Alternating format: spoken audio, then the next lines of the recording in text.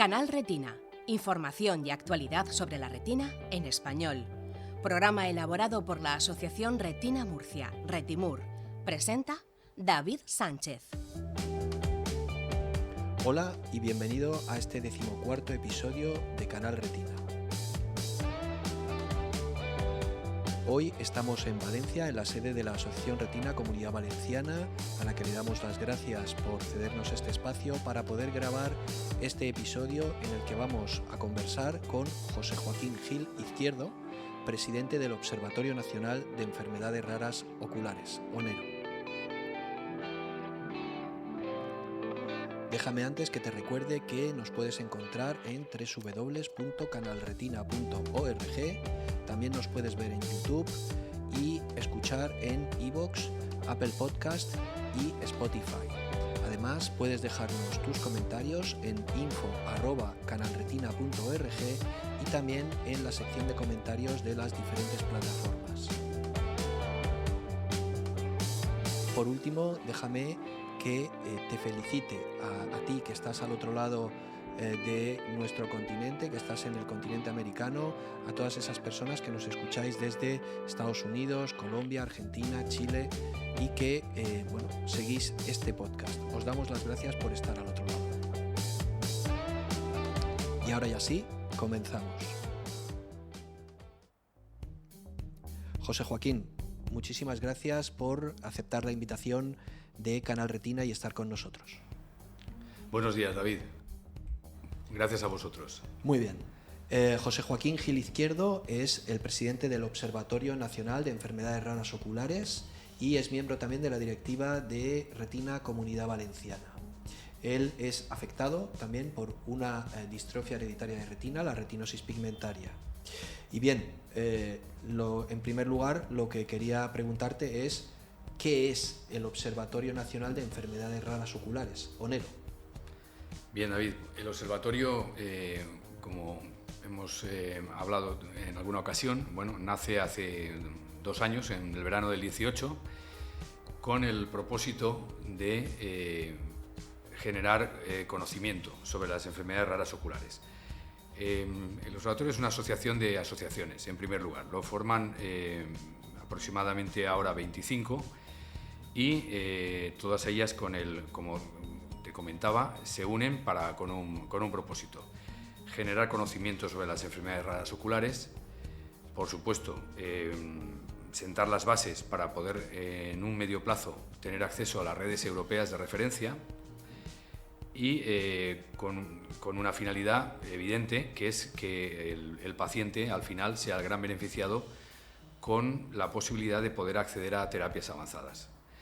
Estas premisas, independientemente por supuesto de la falta de datos concretos, de la dispersión poblacional, de la baja prevalencia de estas enfermedades, hace necesario que se cree un organismo que pueda aglutinar a todas estas asociaciones para poder ir dándole forma poco a poco a un registro nacional de pacientes. Este es en esencia el origen de ONERO. Uh-huh. Nos has comentado que el observatorio lo componen 25 entidades. Actualmente, sí. Ajá, qué importante la unión de este movimiento asociativo, ¿no? La unión es fundamental. Por supuesto, la lista de asociaciones y la inscripción siempre está abierta. Nosotros seremos más fuertes cuantas más asociaciones seamos, y crearemos un registro más fuerte cuanto mayor número de componentes podamos ir volcando datos en dicho registro, del cual ya hablaremos luego un poco más tarde. Uh-huh. ONERO será lo que los componentes de ONERO quieran que sea. Uh-huh. Si conseguimos desde el observatorio generar esa fortaleza, redundará en un mejor tratamiento sanitario, en un mejor conocimiento de la enfermedad, en un mejor conocimiento de los pacientes. Es decir, fundamental tanto la unión como el tejido asociativo en este caso. Muy bien. ¿Qué objetivos se plantea ONERO y por qué es importante este observatorio? Bueno, ONERO el observatorio es vigilante de una serie de actuaciones que conducen Onero y el registro van indisolublemente unidos. Son piezas como me gusta decir a mí, son piezas de un mismo engranaje y que forman parte también de la misma maquinaria. La importancia del observatorio, pues en primer lugar podríamos hablar de ser o servir como órgano asesor para la elaboración de planes públicos de cara a la población con deficiencia visual grave. Este es un objetivo muy importante. Otro de los objetivos, y con ello de la importancia, es también establecer las bases de las redes europeas de referencia. Estas redes son plataformas en red que generan conocimiento de las mismas, que transmiten y comparten información para en orden a ensayos clínicos, terapias que puedan realizarse a nivel europeo, donde están ya instauradas. Existe una red específica, ¿no? Estas redes aparecen en el año 2016 y sí, existe exactamente. una específica de Hay una directiva de 2016 que crea las redes europeas de referencia, las crea la Unión Europea, y a posteriori se desarrolla la red europea del ojo, ERNI, que es como se escribe, y son 29 centros en 13 Estados miembros. Muy importante, porque, como te digo, ser miembro de pleno derecho, que en España esperemos serlo dentro de poco tiempo, ser miembro de pleno derecho de esta red va a generar mucho conocimiento, mucha información para los investigadores y mucho beneficio para los pacientes, porque todos estos investigadores publican en esta plataforma o comparten en esta plataforma todas las conclusiones de sus trabajos, todos los ensayos clínicos. Entonces se pueden compartir recibir las sintomatologías de estos pacientes. Bueno, toda esta información se comparte en esta plataforma y se implementa en soluciones para los pacientes. Qué bueno. Además, en cuanto al tema del ojo, ocular, hay como te digo, unos centros de referencia específicos y que en 4 grandes grupos de trabajo. Uno de ellos es las distrofias propias de la retina, otros son los problemas neurooftalmológicos, el grupo de oftalmología pediátrica y, por último, el grupo de segmento anterior. Estos son los cuatro grandes grupos de trabajo, y en estos se fundamentan estas redes europeas de referencia que comparten información. Bien, Onero tiene que estar ahí al lado para acceder lo antes posible y para forzar y luchar para poder acceder lo antes posible a estas redes. ¿Por qué también es importante el observatorio? Pues por fomentar la investigación, evidentemente, para que además esta información siempre vaya en doble sentido, para que los pacientes participen en ensayos clínicos con plena cobertura legal y con plena cobertura sanitaria, para entrar en estas redes y con ello compartir información, fomentar esa investigación, poder acceder a terapias avanzadas. Sabes, porque tú también eres afectado, que la terapia génica ahora es un valor en alza que debemos proteger y potenciar, y lógicamente el poder tener acceso a estas terapias sería una conclusión más Claro, el objetivo principal sería dotar de fichas a ese registro dependiente del Instituto de Salud Carlos III, y que de ello se beneficien tanto pacientes como investigadores. Sí, ¿no? Exactamente. Es una de las la que dejábamos para el final, aparte que de tener una adecuada planificación sanitaria. El Onero va detrás de ello también, con la finalidad de optimizar recursos y dirigirlos a las enfermedades que realmente hace más falta. Por supuesto, Onero, la función clave es impulsar la creación de un organismo. Ese organismo es el Registro Nacional de Pacientes, que va a coordinar y dirigir la entrada de datos de todos esos pacientes, de todas esas enfermedades, a través de sus diagnósticos, de sus informes genéticos, de sus informes, de todas las pruebas que se le puedan hacer. Con ello vamos a crear ese registro fuerte que va a ayudar mucho tanto en el diagnóstico, que sabes que a día de hoy tiene una media pues muy alta, muy poco deseable para las personas que padecen estas enfermedades. Mejoraremos, por un lado, diagnóstico y pronóstico, también mejoraremos, por otro lado, el tratamiento y la investigación. Qué bueno. Y por último, ya una vez te comenté lo de la adecuada planificación sanitaria, fundamental, pues siempre le doy importancia también a poner en valor que este observatorio nace de las asociaciones de pacientes. Si bien es cierto que con la colaboración de Optarred, la red temática de investigación en enfermedades oculares que pertenece al Carlos III, pero con la colaboración inestimable de las asociaciones de pacientes, sin las cuales no hubiera significado ni podido hacerse absolutamente nada. Son ellas las que lo impulsan y a mí siempre me gusta ponerlo en valor. Qué bueno. ¿Cómo estáis organizados dentro del observatorio? ¿Cómo funcionáis? Pues funcionamos en primera instancia a través de una junta directiva que consta de presidencia, vicepresidencia, tesorero y secretaria. La última junta, hace 3 meses que tuvimos el honor, yo personalmente, de poder presidir este observatorio, y a partir de ahí se funciona en comisiones. Por un lado, pues la de estatutos y reglamento interno, que está vigilante de estos temas, la comisión económica, obtención de recursos, dirigirlos lo más perfectamente y lo más adecuadamente posible, la comisión técnica, que se encargó sobre todo en su día de elaborar la ficha del paciente, donde van a quedar reflejados todos esos datos en el registro nacional.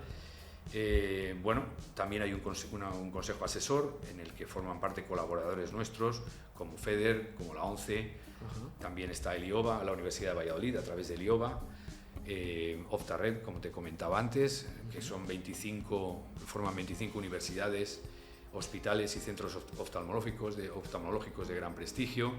Es decir, Onero tiene buena salud y, por supuesto, las asociaciones de pacientes. Muy bien. Antes nos comentabas de esa unión indisoluble de lo que es el observatorio y el registro. Un registro de pacientes que depende del Instituto de Investigación en Enfermedades Raras, que a su vez depende del Instituto de Salud Carlos III. Háblanos de este registro y por qué es importante este registro y por qué hay que dotarlo de fichas. Así es, David. El registro, como bien dices, está estructuralmente adscrito al Instituto de Salud Carlos III y a su Instituto de Investigación de Enfermedades Raras. En ese momento es cuando se decide incorporar un registro en enfermedades raras oculares, porque se detecta la necesidad, tanto para pacientes como por las mismas enfermedades, la necesidad de este registro. Lógicamente, todas las personas con enfermedades, con una afectación visual, con enfermedades raras oculares propiamente dichas, deben formar parte del mismo, y también todas aquellas personas con enfermedades raras, con otras enfermedades raras, pero que también tienen una afectación visual. Este sería, bueno, el componente básico del Registro Nacional de Pacientes. A partir de ahí observamos pues unas premisas que se daban en todas estas enfermedades y en todos estos pacientes. Pues lógicamente que son minoritarias, cuestión que no es sencilla, aunque sea muy conocida. Su baja o muy baja prevalencia, también su escaso conocimiento, tanto a nivel de investigación como de la sociedad. Y por último, muy importante, la dispersión poblacional. Esta dispersión va en sentido muy negativo con el hecho de poder tener a los pacientes controlados, las enfermedades bien resueltas, bien coordinadas, chocaba con todo ello. Es decir, la necesidad era absoluta. Y de hecho, pues, se impulsa la creación de este registro. En primer lugar, conseguimos con ello hacer público un censo nacional de enfermedades, un censo nacional de pacientes, oficial, público, único, no disperso, con el que bueno, vamos a conseguir también generar conocimiento, generar información.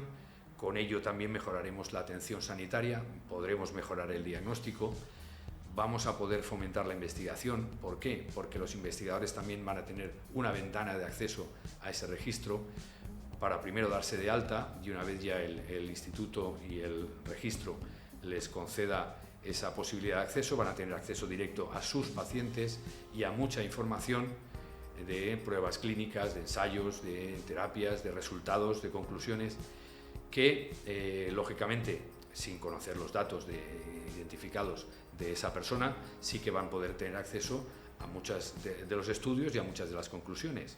Qué bueno. Claro, también el registro nos va a permitir tener, como te comentaba, el acceso a las redes europeas de referencia, o probablemente tener mayor posibilidad de acceso a estas redes europeas de referencia. Todo esto, que me parece súper relevante, lo que provoca es la siguiente pregunta. Es decir, el afectado, la persona que ahora nos está escuchando y que tiene una enfermedad rara ocular, se pregunta cómo, cuándo puede inscribirse en este registro y luego pues un poco qué papel juega Onero en este sentido y si se cumplen pues todas esas medidas de protección de datos para que bueno, pues todo sea confidencial y al final, como es el caso, el paciente sea el dueño de sus propios datos en última instancia y nada más, ¿no? Bien. Hablaremos, en primer lugar empezaré con el papel que debe desarrollar Onero para que no se nos quede nada en el tintero y después enlazamos con el tema de cómo lo puede hacer, de cómo se puede registrar y de la protección de datos. En primer lugar, no se nos puede olvidar la importancia de Onero, una de ellas muy importante, como estábamos hablando, es generar esa información.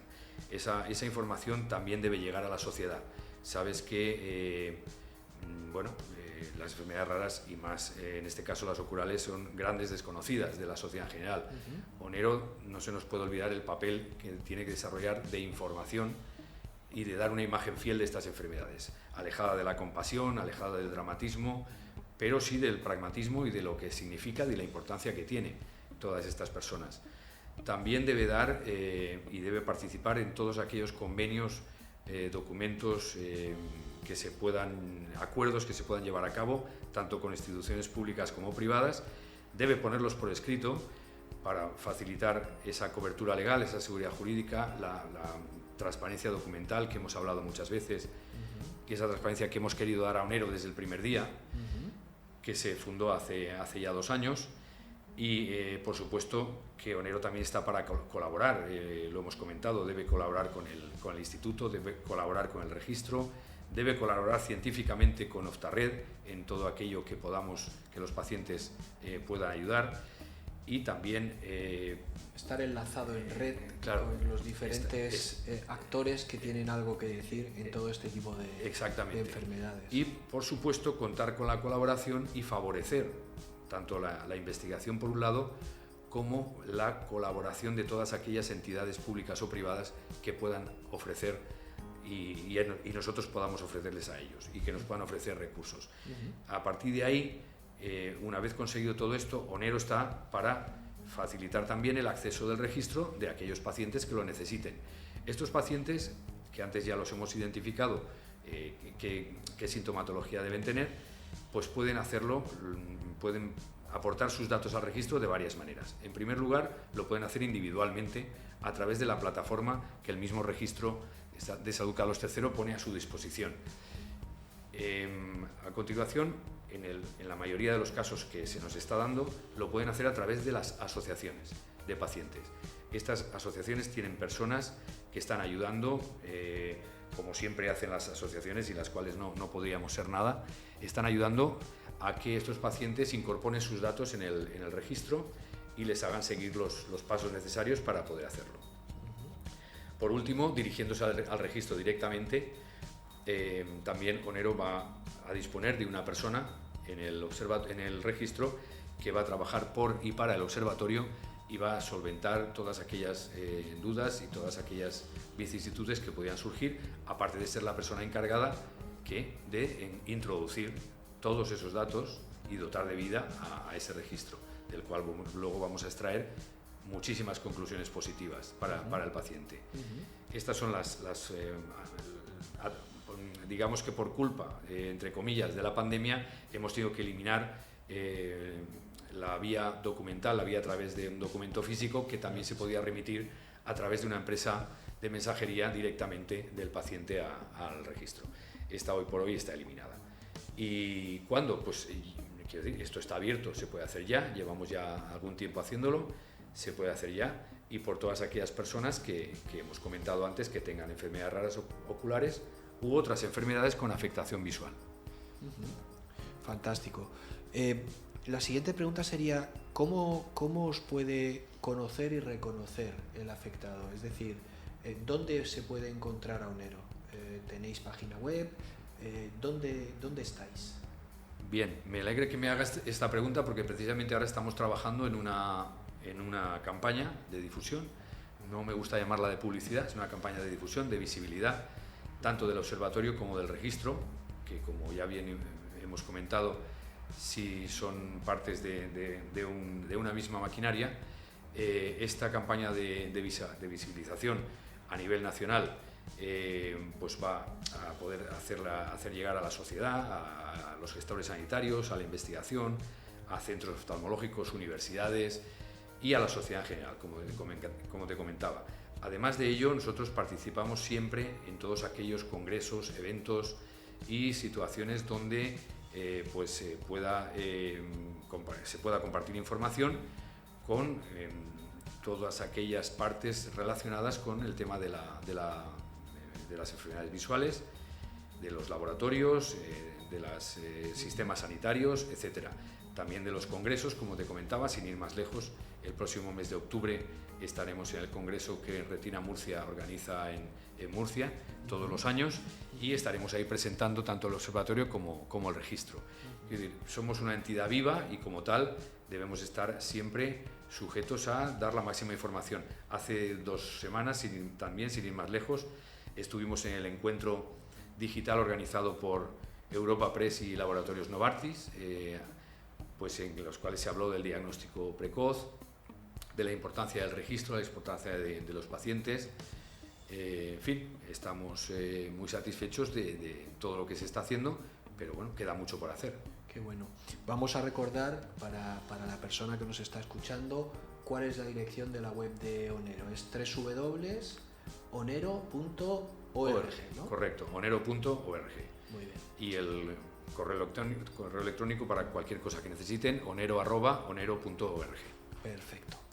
Quería preguntarte ahora, evidentemente con el cambio de paradigma en todo el tema sanitario y con la ubicación en el centro de todo del paciente, la pregunta que quería realizarte, y dado este observatorio y este papel principal que las organizaciones de pacientes y los pacientes finalmente habéis tenido en su creación, ¿crees realmente que el paciente tiene capacidad de influencia ante los gestores de la administración, aquellos que tienen la capacidad de decidir sobre nuestro futuro en el aspecto sanitario?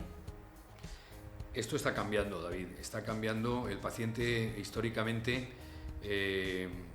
conoces también de primera mano este tema, el paciente históricamente no ha estado bien considerado, no se le ha tratado bien de cara a los gestores sanitarios. Esto últimamente hay que reconocer que está cambiando, se le está teniendo en cuenta no solo entre los gestores sanitarios, sino también en entidades públicas, en empresas como laboratorios de farmacia, etcétera, y el sistema sanitario en general está considerando al paciente cada vez más. ¿Esto quiere decir que este tema esté resuelto? No, ni muchísimo menos. Estamos empezando. Onero también quiere aportar su granito de arena en esta situación y quiere colocar al paciente o ayudar a colocar al paciente en su sitio, no como un grupo de presión, no utilizando palabras gruesas, pero sí llegando como voz de la conciencia que es. Y aportando la voz de la experiencia, ¿no? Que también sí, también la voz de la experiencia, y llegando a los organismos, a las instituciones públicas, llegando despacio, sin hacer ruido, pero que se nos tenga en cuenta cada vez más, y con ello se tendrá en cuenta cada vez más al paciente y todo lo que necesita y en todo lo que puede beneficiar y ayudar también. El paciente tiene mucho que aportar también. Por otro lado, y yéndonos al lado quizá opuesto, y relacionado pues con la actualidad y con la pandemia que estamos pasando, y con la importancia que todo el mundo le atribuye a la investigación, sí que es cierto que en estos últimos años, en esta última década, el paciente y el investigador han estado muchísimo más cerca, ¿no? Ayudándose el uno al otro, ¿verdad? Sí, es cierto que esto sí que se ha notado ya desde, como tú bien dices, de estos años hacia esta parte. El investigador sin el paciente no es nada, pero claro, el paciente sin que haya investigación tampoco. Este feedback se debe mantener, se debe potenciar, y Onero y el registro también están para eso. ¿Cómo? Pues como pensamos que sería lo mejor, abriendo una pestaña en ese registro nacional para que el investigador se pueda inscribir. Con esto conseguirá poder también tener acceso a los datos de sus pacientes y a una serie de información que podrá compartir, una serie de conocimientos que podrá compartir con otros especialistas, con otros investigadores. Si además accedemos a esas redes europeas de referencia, también podrá hacerlo con esos investigadores de otros países miembros de la Unión Europea, que va a redundar indudablemente en un beneficio directo del paciente. Esta política del registro, esta política del observatorio, para nosotros es tan esencial como pueda serlo el mismo registro de los datos de los pacientes, porque como bien hemos comentado antes, ese compartir información, ese posibilitar acceso a esas redes, ese fomento de la investigación va a poder conseguir a medio plazo pues que haya una serie de pacientes con estas enfermedades que puedan acceder ya a terapias reales, a terapias avanzadas reales, y participar en ensayos clínicos que puedan solucionar a lo mejor a medio plazo pues algunas de estas enfermedades. Y en eso tenemos que luchar absolutamente al máximo. Por supuesto, que antes no lo comentamos, esos investigadores cuando entran en el registro, me comentabas antes lo de los datos, absolutamente la contención de datos es absoluta. Solo hay una persona, que es la que trabaja en el Instituto de Salud Carlos III, para introducir esos datos en el registro, que tenga acceso a ellos con un compromiso de confidencialidad. Hay un consentimiento informado y una protección absoluta de todos los datos del paciente. Este paciente, y perdona, solo él recibirá una clave, con lo cual podrá acceder a su expediente, poder incluso introducir nuevos informes, introducir cualquier novedad al respecto de su expediente, y solo lo podrá hacer él y solo él. Qué importante. Esto es muy importante. Qué importante. Pues José Joaquín, la verdad es que qué lejos parecía el poder llegar a un tratamiento para curar este tipo de enfermedades. Parece más cerca ahora, aunque sin duda todavía queda. Y bueno, desde Canal Retina simplemente nos queda agradecerte el haber participado en este episodio, el desearte muchísima suerte al frente del Observatorio Nacional de Enfermedades Raras Oculares, y que bueno, ese registro de pacientes obtenga todas las fichas necesarias y que sean muchísimas, para que bueno, pues tanto investigadores como los propios pacientes puedan beneficiarse y llegar a esos tratamientos, a esas curas que todos estamos esperando y que deseamos. Muchas gracias. Yo te hago extensivo el agradecimiento, David, tanto por la invitación a tu programa como por el poder dar conocimiento del registro y del observatorio. Y bueno, simplemente, si me lo permites, pues quiero hacer un nuevo llamamiento a todas aquellas asociaciones con pacientes con enfermedades raras oculares que quieran unirse a nosotros, de que lo hagan.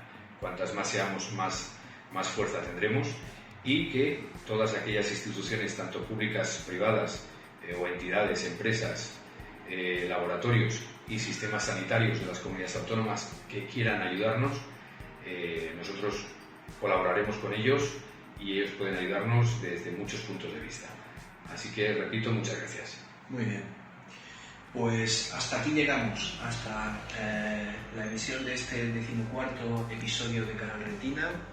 Ya sabes, como siempre te digo, que si te ha gustado, puedes darle a me gusta y compartirlo en tus redes sociales, contribuyendo así a que lleguemos a más gente y que todo aquel que necesite información sobre una patología degenerativa de la retina, una enfermedad rara ocular, pueda estar informado y tenga todas las herramientas para tomar sus decisiones.